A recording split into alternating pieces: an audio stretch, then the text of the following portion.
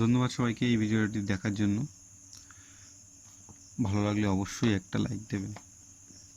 যাই হোক, if 3x plus 5y plus 7z equal to 49 and 9x plus 8y plus 21z equal to 126, then what is the value of y? দেখুন, এরকম অঙ্কের ক্ষেত্রে এখানে আমার y এর মান চেয়েছে, the value of y। তো এখানে জেটের কোনো প্রয়োজন নেই। জেটটাকে যদি আমি 0 ধরি তাহলে কিন্তু দুটো রাশি চলে আসবে এবং আমরা যে কোনো সমাধান পদ্ধতি, অপনয়ন পদ্ধতিতেও অঙ্কটা করে ফেলতে পারি। তো যদি 7 ইকুয়াল টু 0 হয় তাহলে 3x plus 5y equal to 49 1 if z equal to 0। আবার 9x প্লাস 8y,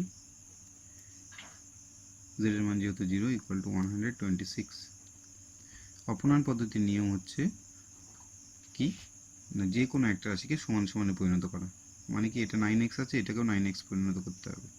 এবার এটাকে যদি 9x পরিণত করতে হয় তাহলে এখানে 3 গুণ করতে হবে, আর একার সাথে 3 গুণ করলে না, সবার সাথে 3 গুণ করতে হবে। তো আমি লিখতে পারি 1 ইন্টু 3 মাইনাস 2 ইন্টু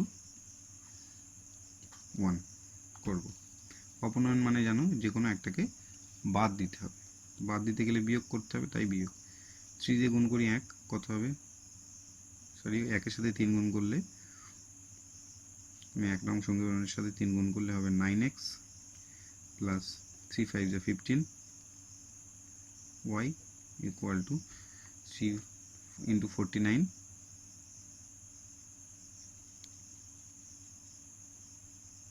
147।